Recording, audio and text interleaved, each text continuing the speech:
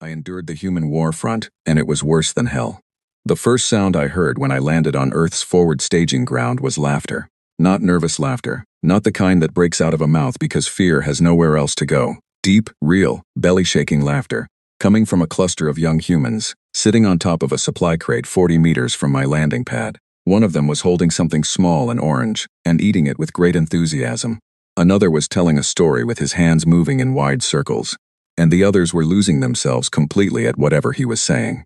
I stood there with my documentation case in one hand and my union credentials in the other, and I watched them for a moment longer than was professionally appropriate.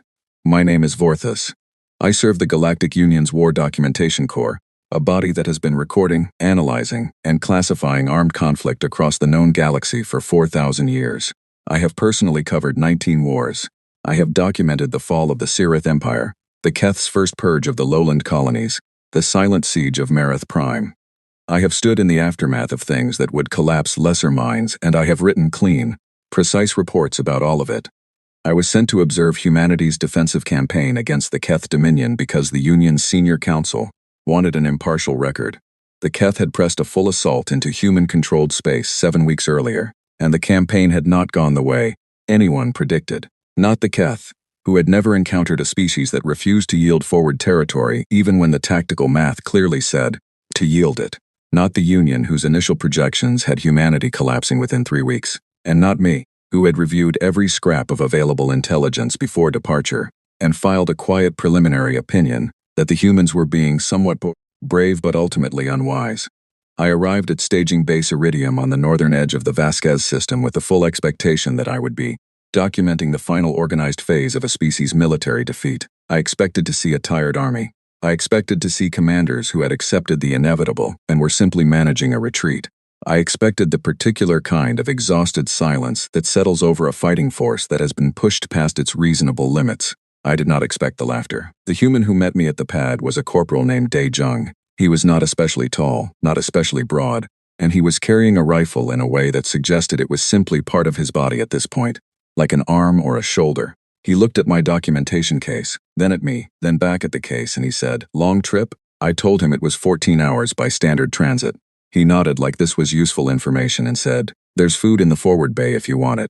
Real food, well, sort of real." Then he picked up one of my cases and started walking, and I had no choice but to follow. The base was not what I expected. I had visited military staging grounds across 11 species, and there was a particular feeling to them, a compressed, careful energy, everyone moving with purpose and economy, voices low, no excess motion. Iridium had that in places. But it also had corners of noise and warmth that I kept looking at too long. A group of humans arguing loudly about something called the best approach to a ridge line, while pointing at a hand-drawn map on a food container. 2 medics playing a game with small flat cards, while their gear charged on the rack beside them. Someone had hung small colored lights around the entrance to the main communications bay, and I stopped and stared at them for 3 full seconds because I genuinely could not classify their tactical purpose. Dae Jung noticed. "Someone's birthday," he said without breaking stride. "Corporal Nina Webb. She's 23 today." I noted this in my documentation log under the heading, Non-Standard Base Decoration, Purpose Unknown, Possible Morale Function. Commander Yesenia Caldas received me in the operations center with the kind of efficiency I expected from a senior officer. She was a compact woman with dark attentive eyes and the voice of someone who had long since stopped wasting words. She shook my hand, which is a human greeting custom I was familiar with but still found somewhat startling in practice, and she told me, without ceremony, exactly what my access would and would not include.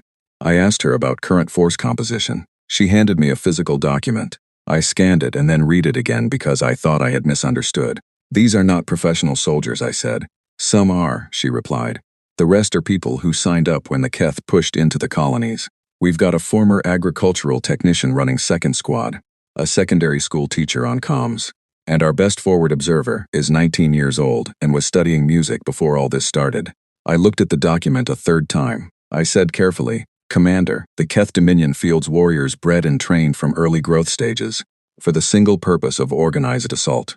Their junior units have more combined combat hours than most species' senior forces. Your frontline composition, with respect, does not appear to account for this gap." Caldas looked at me for a moment. Then she said, "Walk the base tonight, observer. Talk to them. Then come back and tell me what you think we're missing." I did walk the base that night.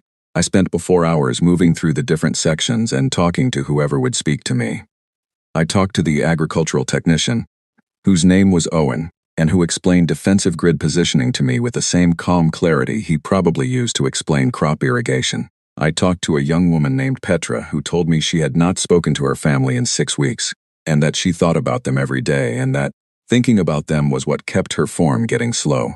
I talked to a man named Calvin who had been a postal worker, and who was now responsible for a section of the perimeter. And when I asked him why he had volunteered, he looked at me like the question was slightly strange and said, "Because someone had to." I returned to my assigned quarters and sat for a long time without writing anything. The Keth assault report came in at 0400 hours, not a probe. A full advance, armored columns on 2 flanks, aerial suppression units confirmed. Estimated contact in 3 hours. I reached immediately for my evacuation protocol documentation, the standard procedure I maintained in every field assignment, the forms that would classify me as a non-combatant observer and ensure my extraction before frontline contact. Daejung appeared in my doorway. He was dressed and armed and eating something wrapped in foil. He held out a dull gray helmet and said, "You'll need this." I took the helmet. I do not know entirely why. Perhaps it was the way he said it, without any particular drama, like offering someone an umbrella because rain was coming. I put it on my head and followed him, and I told myself it was because proper documentation required proximity to events. I told myself that for the next 18 hours.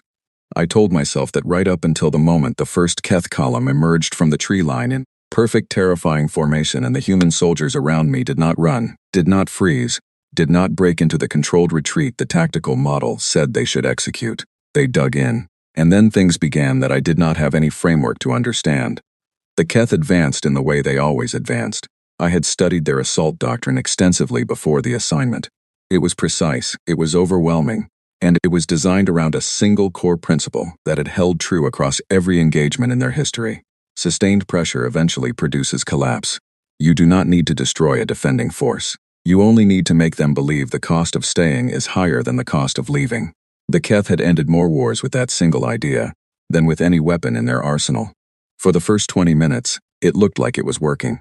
The Keth suppression units laid down covering fire across the forward edge of the human position, with the kind of coordination that almost looked like machinery. Every burst calculated, every advance measured, the whole thing moving like water finding the lowest point. On my scanner, the energy signatures of 3 human forward positions went cold as the crews inside pulled back to the secondary line. The tactical picture looked exactly like the beginning of the end. Then something happened that I could not immediately classify. A human soldier in the second defensive trench discovered that the drainage canal running along the base of the eastern slope connected, underground, to a maintenance tunnel that opened up behind the left flank of the advancing Keth column. He did not report this up the chain of command and wait for authorization. He told the 4 people closest to him. They grabbed what they could carry, and they moved through that tunnel while the Keth were still calculating the frontline resistance. They came up behind the column and they hit it from a direction that was not in any Keth formation model, because no Keth formation model included drainage canals. The column did not break. Keth columns do not break. But they stopped advancing for 4 minutes while they reoriented. And in those 4 minutes, Commander Caldas pushed reinforcements into the gap on the right flank that the column had been carving open.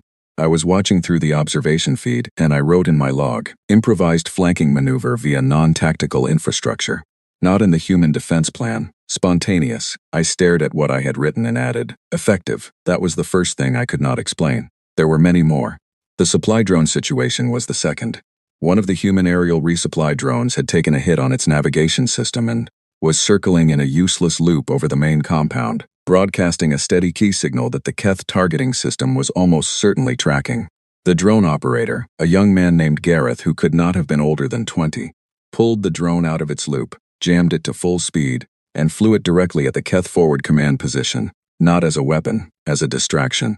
He broadcast the drone's original supply run frequency on an open channel as it went, and 3 Keth targeting units redirected toward it for 68 seconds, believing it was an incoming tactical asset. 68 seconds. Caldas used every one of them. I wrote in my log, "Repurposed malfunctioning equipment as a tactical decoy, 0 cost. High return, filed under. Human improvisation pattern, instance 2.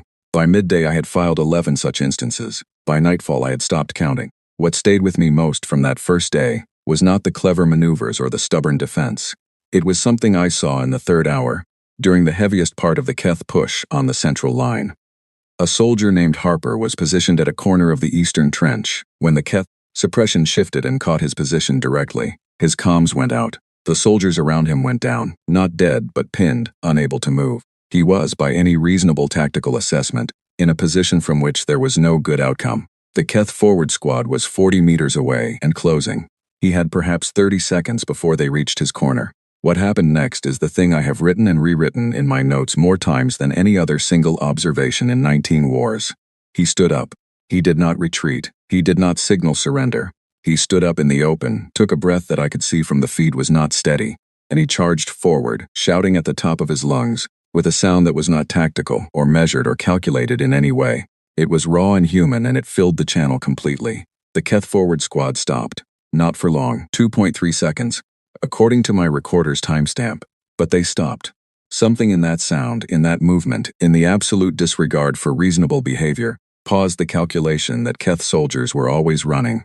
And in those 2.3 seconds, 3 other human soldiers who had been pinned were suddenly no longer pinned. The corner held. I wrote in my log, charging behavior observed under conditions of near certain negative outcome, tactical effect, positive, mechanism unknown, recommend further study. I sat looking at those words for a long time. The Keth are not afraid of soldiers. They have fought thousands of them across hundreds of species. They know soldiers. They understand soldiers. What they are not built to process is something that does not behave like a soldier at all. Something that looks at a situation with no good options and simply refuses to accept that those are the only options.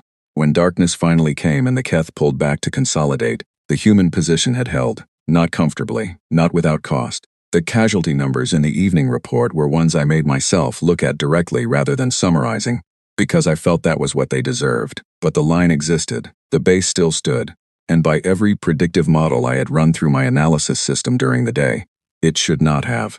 I sat in my quarters and opened my preliminary report to the Union. I had filed the initial version 3 days before arrival, before I had seen any of this. I had written, with confidence, that humanity's defensive campaign showed a species performing admirably under conditions beyond their experience, but that the fundamental asymmetry of the engagement would produce a predictable outcome within 8 to 12 weeks. I selected the entire document. I looked at it for a moment. I deleted it. The soldiers held something that night. A loose, informal gathering around a fuel drum someone had converted into a heat source. I was going to walk past it. I told myself I had notes to organize and a new preliminary report to begin. But I stopped, and I stood at the edge of the firelight for a while. And I watched. They talked about the people they had lost that day. They'd said their names out loud. One woman, whose name I later learned was Fiona, talked about a man called Derek who had been in her unit since the beginning. And she described a specific thing he used to do when he thought no one was watching. A small habit involving the way he folded his ration packaging. And the people around her laughed quietly at this memory. And she laughed too, even though her eyes were wet. Then someone made a joke about the food, and someone else made a worse joke in response. And the laughter that came was different from the first kind, lighter and brighter, and it spread around the fuel drum like heat. Then they slept. I did not sleep. I sat in the dark outside my quarters, and I looked at the stars, and I opened a new document in my recorder, and I wrote, "Initial assessment requires significant correction." The following variables were not properly weighted in the original model. I stopped there. I did not know yet what to put in the list. I was not yet sure I had the right words for what I had seen. But I knew this much. Whatever framework I had brought with me to this war was not large enough to hold what was actually happening here. I would need a bigger one. 3 weeks into the campaign, I stopped thinking of what I was doing as documentation. Documentation implies distance. It implies a clean line between the observer and the observed. You watch, you record, you file, and you walk away with your notes and your instruments and your professional detachment intact. I had maintained that line in 19 wars. I believed it was the right way to do the job. I believed the line was important. 3 weeks into the human war front, the line was gone. I did not notice exactly when it disappeared. I know it was still there on the 4th day, when I filed my second revised preliminary report to the Union, and used language like anomalous behavioral persistence and statistically improbable defensive cohesion to describe what I was watching. Clinical words, safe words, words that kept the thing at arm's length. By the end of the 2nd week, I was using different words in my private log. Words like remarkable. Words like I do not understand this and I am not sure I am supposed to. By the 3rd week, I had stopped writing 2 separate logs. There was only the one. and it contained both the data and the feeling, because I had lost the ability to sort them into different columns. The collapsed industrial sector of what had once been the urban center of Vasquez City was where things changed most deeply for me. The Keth had pushed hard from the north and taken the upper half of the grid. The human forces held the lower half, the old factory district, a maze of thick walls and deep basements and access tunnels that the humans used with a familiarity that the Keth could not match. Every surface in that district had a human name on it, not military designations, actual names. Harper's Corner, where Harper had made his famous stand in the first week. Nina's Alley, named for the corporal whose birthday lights I had seen on my first night. The humans had named every part of the world they were defending, and in doing so they had made it personal in a way that I found difficult to quantify. I began to conduct interviews during the quiet periods. Unofficial ones, not formatted for the union report. I simply sat down near people and asked questions and wrote what they told me. I asked a soldier named Calvin, the former postal worker, what he thought about during a quiet moment. He thought about it seriously. He said, "My brother's kids. I've got 2 nephews, 6 and 8. I think about what they're going to be like when they're grown. Whether they'll be funny. Whether they'll be the kind of people who stop to help someone who's dropped their groceries." He paused. I've never met anyone who stopped for something like that and turned out to be a bad person. So I want them to be the kind who stops. I wrote this down exactly as he said it. I had no framework to file it under. I asked Petra, the young woman who thought about her family, what she was most afraid of. She did not say the Keth. She said being the kind of person who stops trying. She said it without drama, the way you say something you have already made peace with. I've seen people get to a point where they just stop. Their eyes go flat, and it never comes back, that thing behind the eyes. That's the thing I'm afraid of losing. I asked her how she kept it from happening. She looked at me like the answer was simple. You keep doing the next thing, she said. You don't think about the whole thing. You just do the next thing. And you pay attention to the people next to you, because they're doing the same.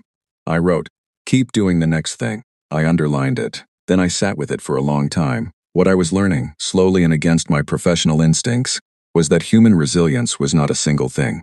It was not toughness in the way I had always understood toughness, a hardening, a closing off of the parts that could feel pain. It was something stranger and more complicated. Humans felt everything.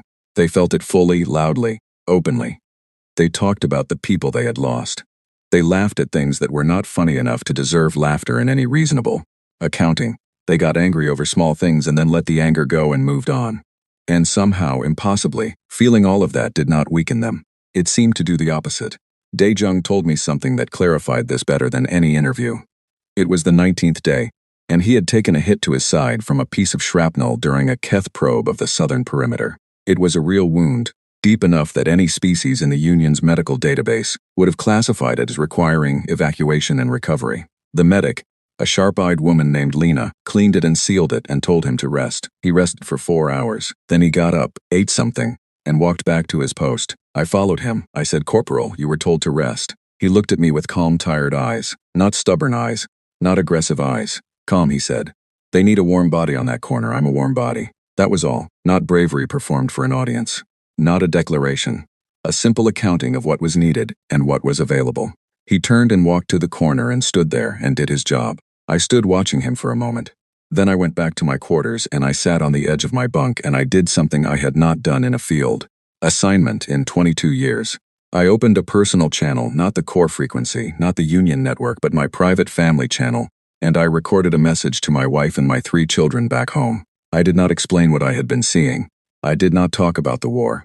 I simply told them that I was thinking about them, that I wanted them to know it, and that I hoped the evening at home was a good one. I sent it before I could change my mind. I told myself later that it was a lapse in professional conduct. I told myself it was the stress of an unusually intense assignment. Both of these things were partially true, but the deeper truth, the one I did not fully admit to myself until much later, was that Petra had been right. Paying attention to the people next to you keeps the thing behind your eyes from going flat. And for 3 weeks, the people next to me had been humans, and whether I had intended it or not, I had started paying attention. There was a moment in the 3rd week that I think about more than any other single thing from that assignment. More than any tactical event, more than any clever improvisation or act of stubborn courage, it was an ordinary evening in the factory district, a quiet hour before the overnight watch rotated in. I was writing notes near the entrance to one of the basement shelters when I heard singing coming from inside. I went to the doorway and looked in.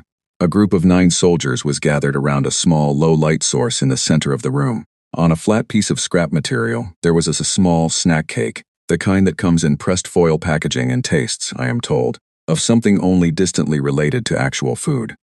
Into the top of it, someone had pressed a single short length of wire that had been bent and was glowing faintly at the tip from a small electrical connection. It was a birthday light. For Nina Webb, the corporal whose birthday I had noted on my first night, who had apparently been too busy surviving to celebrate on the actual day, and whose squad had been saving this moment for a week. They sang the birthday song. All 9 of them, quietly enough not to give away their position, off-key in the particular way humans are always off-key when they sing together, which seems to be a feature rather than a problem. Nina Webb laughed when they finished. She laughed with her whole face in the way humans do, when something goes directly to the part of them that is still capable of being surprised by kindness. She covered her face with her hands and shook her head and said, "You absolute idiots," with so much warmth that the word meant the opposite of what it said. She blew out the glowing wire tip. They shared the snack cake in 9 pieces that were not remotely equal in size, and no one cared, and I stood in the doorway for a long moment, after the singing had stopped, and the light had gone back to practical levels, and they had settled into the comfortable, easy quiet of people who know each other, well enough that silence between them does not need to be filled. I wrote nothing in my log that night. I could not find the right words. I still am not entirely sure I have them. What I know is this. I have stood in the aftermath of battles that decided the fate of species. I have documented events that changed the course of history. And standing in that doorway watching 9 tired, scraped-together soldiers share an inadequate snack cake in a basement while a war pressed down on the building above their heads was, without question, the most extraordinary thing I had ever witnessed in my professional life. The next morning, the Keth pushed harder. There is a specific number that I recorded with great care on the 31st day of the campaign because I wanted to be precise about it. The number was 11. 11 days since the last supply convoy had reached the Iridium Spire. 11 days of rationed ammunition, diminishing food supply, no reinforcement, no aerial support, and casualty figures that had climbed from uncomfortable to genuinely alarming. By the standard models I had been using since I joined the Corps, a defending force at these numbers and under these conditions had a predicted collapse window of 36 to 48 hours. Commander Caldas received the final assessment from Union Command on the morning of Day 11. I was present when the message came through. I watched her read it. The message said in the precise, neutral language that the Union used for situations like this, that relief was not coming. It said that the forces being gathered for a breakout attempt had been redirected. It said that Iridium Spire's holding action had succeeded in its primary purpose, which was buying time for the larger defense network, and that the commander should use her judgment regarding next steps. Caldas read the message twice. She put down the communication device. She stood very still for exactly 4 minutes. I timed it because I timed everything. In those 4 minutes she did not move. She was not composed. She did not look like a commander absorbing difficult information with professional calm. She looked like a person with the full weight of an impossible situation sitting on her chest. I watched it happen in real time. I watched her face, which is normally a controlled, deliberate thing, become briefly something else. Something human in the way that word means its deepest thing. Then she stood up straight and walked back into the operations center. She did not call a meeting. She did not deliver a speech. She walked to each section of the building, quietly, and she told each group of soldiers what the message had said. All of it. No softening. When Owen, the agricultural technician who ran Second Squad, asked her directly what the plan was, she said, "We hold what we have. That's the plan." And Owen nodded and said, "Right then," and went back to his position. I watched this happen and I thought, this is not rational. This is not the behavior of organisms correctly processing a threat assessment. And then I thought, but it is working. The Keth launched their concentrated push on the 32nd day. It was unlike anything in the previous weeks. This was not probing or pressure or sustained suppression designed to produce gradual collapse. This was a final push, a committed assault from 3 directions, the kind that the Keth reserved for the last stage of an engagement when they have decided the calculation is complete and it is time to end the equation. The human defense held for 11 hours. I need to say that plainly because the number matters.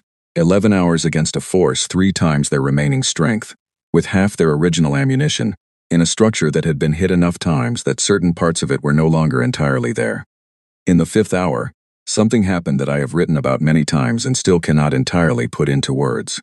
A soldier named Danny, who was positioned in the eastern corridor, reached a point where his body and his mind were simply done. I could see it from where I was positioned. I have seen it before in other wars, other species. It is not a failure. It is the honest result of being human or being anything really. And being asked to absorb more than a mind was designed to hold in a single stretch of time. He sat down against the wall and he could not stop shaking, and the sound that came out of him was not a battle sound at all. It was the sound of someone who had used everything up. Caldus was nearby. She had been everywhere that day, present at every section, moving the whole time. When she saw Danny, she did not call for a medic. She did not issue an order. She walked over to him and she sat down on the floor beside him, right there in the corridor with everything happening around them. And she put her hand on his shoulder and she stayed. She said nothing. She just stayed. After a time, Danny's shaking became less. His breathing steadied. He looked at her and she looked back. And whatever passed between them in that look was something I could not document with numbers. He picked up his rifle and he went back to his position. Caldus stood, brushed dust from her sleeve and continued moving. I do not know what the Keth expected to find when they breached the main approach in the 7th hour. I know what they found. They found every remaining human soldier standing, not positioned advantageously, not safely, standing in the places they needed to be, doing what needed doing, with whatever they had left. The fighting in those hours was close and brutal, and I will not describe the details because this story does not need them. What it needs is the truth, which is that the humans took every blow the Keth delivered, and they stayed standing. And after 11 hours, when the Keth formation commanders ran the numbers and arrived at their conclusion, the Keth pulled back. They have never retreated from a position they considered strategically necessary. In their entire history, this was recorded as a deviation from doctrine. Their commanders would later file it under what translates roughly as irrational defender effect, a documented but rare phenomenon in which a defending force's behavior falls so far outside predicted parameters that the cost models ceased to produce reliable output. What that means in plain language is that the humans confused the math. The Keth could not calculate whether continuing would cost them more than winning was worth, because the humans were doing things the models said they would not do, and continuing to do them past the point where the models said they would stop. So they left. The sound the humans made when the Keth formation disengaged was one I had never heard before in 19 wars. It was not a victory shout. It was not triumphant. It was something older and rougher and more honest than that. It was the sound of people who had gone somewhere very dark and come back. And the sound they made was simply the confirmation that they were still there, still breathing, still present. Some of them sat down immediately and put their heads in their hands. Some of them held each other, the kind of holding that does not need any words to justify it. Fiona found a section of wall and leaned against it and closed her eyes. Dae-jung, who had been fighting for 11 hours on a body that should not have been fighting at all, sat down on an ammunition case and looked at the ceiling for a long time with an expression that I only describe as quiet. Lena, the medic, was already moving. I stood in the doorway of the operations center with my recorder in my hand and I did not press record. I just watched. There would be time for documentation. There would be time for reports and assessments and the proper processing of what had occurred. There would be time for all of it. For right now, in this moment, I did not want to be the person observing. I just wanted to be present for it, to witness it. The way Petra had said, you witness the thing behind a person's eyes that tells you they are still there. They were all still there. I did not understand how. I had watched every hour of it and I still did not fully understand how. But they were there, in that battered, half-standing building at the edge of a war that should have ended them. And every single one of them was still there. I submitted my official report to the Galactic Union War Documentation Corps on the 42nd day after my extraction from the Vasquez system. It was 340 pages long, including appendices. I had never filed a report of that length before. My previous record was 212 pages for the fall of the Sirith Empire, which involved 6 species, 4 governments, and a weapons system that the Union had subsequently classified and removed from all public records.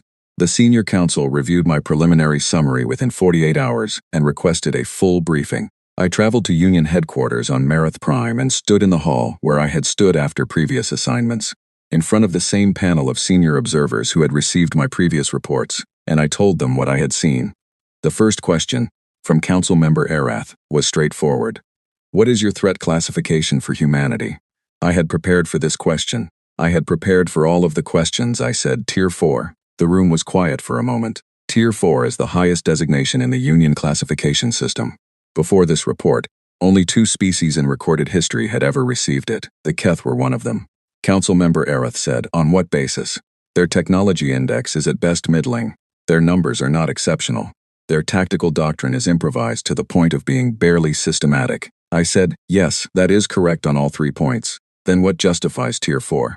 I opened my documentation case and I placed on the table in front of them a single sheet, not a data file, not a summary, but a handwritten page. Something I had written the night after the Iridium Spire siege ended, in a small room in the field base with the lights still on, and the sounds of the base still moving outside the door. I said, "The Keth classification system has a concept called an anathratic entity. It appears in very early Keth philosophical texts and was largely abandoned as a category because in 4,000 years of recorded conflict, the Corps has never encountered a qualifying case. The term translates loosely as that which refuses the logic of cost." Aerith looked at the paper. "You're saying humanity qualifies?" "I am saying that on 11 separate documented occasions during this campaign, groups of human soldiers continued to function and fight past the point at which any cost-benefit analysis would have predicted cessation. Not once. Not as a statistical outlier, as a pattern, as I believe a fundamental feature of how they operate. All species show occasional examples of individuals pushing past rational limits," said another council member. "A careful woman named Voss who handled biological assessments, adrenaline responses, crisis behavior, survival instinct overriding calculated withdrawal." "Yes," I said, "but that is not what this is." I picked up my own copy of the handwritten page. What I argued was not individuals exceeding their limits in isolation. It was a collective behavior. They exceeded their limits together, and they did it specifically because of each other. Not despite their connections to one another, but because of them. The soldier who charged the Keth forward squad did it because he could not leave the people behind him exposed. The commander who sat on the floor next to a soldier who had gone dark was not managing a resource. She was refusing to let someone go alone into a bad place. Every act of continuation I recorded had at its root the same mechanism. They would not stop because someone they cared about was still going. I paused. The room was very still. "I have covered 19 wars," I said. "I have documented species who fought for territory, for ideology, for genetic survival, for religious conviction, for resources, for pride. I have seen every motivating factor in the Union's taxonomy of conflict. What I observed in the human campaign does not appear in that taxonomy. It requires a new entry." Aerith said. "They fight because things matter to them," I said. "Not abstract things. Not strategic objectives or territorial calculations. Specific things, the person next to them. The nephew they have never taught to ride a bicycle but planned to. The corporal whose birthday they remembered even when the world was ending. Those specific, small, irreplaceable things are what they will not walk away from. And because those things are not subject to cost analysis, the cost analysis cannot predict them. The Keth's entire military doctrine rests on a model that assumes defenders will eventually decide the cost of continuing is too high. With humans, that calculation fails because their primary motivation cannot be costed." The council sat with this for a while. Voss said, "You're describing an emotional mechanism." "Yes. And you believe an emotional mechanism is what earns them a Tier 4 designation. I believe an emotional mechanism is why they held a position for 11 days with no resupply, at casualty rates that should have produced collapse, against a force 3 times their strength, and did not collapse. I believe it is why the Keth, who have never retreated from a strategically necessary position in their entire recorded history, did so. And I believe that if the Union is attempting to assess what humanity means for the future of this region of space, the starting point cannot be their technology index or their troop numbers. It has to be this." The formal session went on for another 4 hours. There were many more questions. There was significant pushback from the Military Assessment Division, which found my report methodology unusual in several places, and which took particular issue with my personal addendum. The personal addendum was 12 pages. I had filed it under my own designation, marked non-redactable, against the explicit advice of my Corps liaison, who told me it was professionally inappropriate and would affect my standing with the senior council. I told her I understood that and I was filing it anyway. In the addendum, I wrote about Dae-jung, about the way he offered me a helmet without making a production of it, without any ceremony, the way you give something to a person because they need it. I wrote about Owen and his map drawn on a food container and his calm, agricultural way of explaining things that should have been frightening.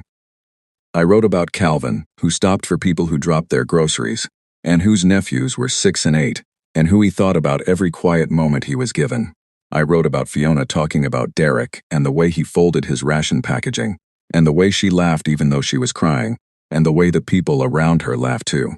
Because the only right response to that kind of memory is to hold it together. I wrote about the birthday party in the basement. I wrote about the glowing wire tip and the off-key singing and the word idiots used as a term of deep affection. I wrote about 9 unequal pieces of a terrible snack cake shared without complaint in a basement while a war pressed down from above. I wrote about Kaldas sitting on the floor next to Danny in the corridor during the worst hours of the worst day. I wrote that I had seen 19 wars, and I had never seen anything like it, not because it was dramatic or because it changed the tactical picture in any meaningful way, but because of what it was at its core. It was a person choosing to be present for another person who was having the hardest moment of their life. And that choice was made in a building under assault during an 11-hour siege with no reinforcement coming. And it was made without hesitation.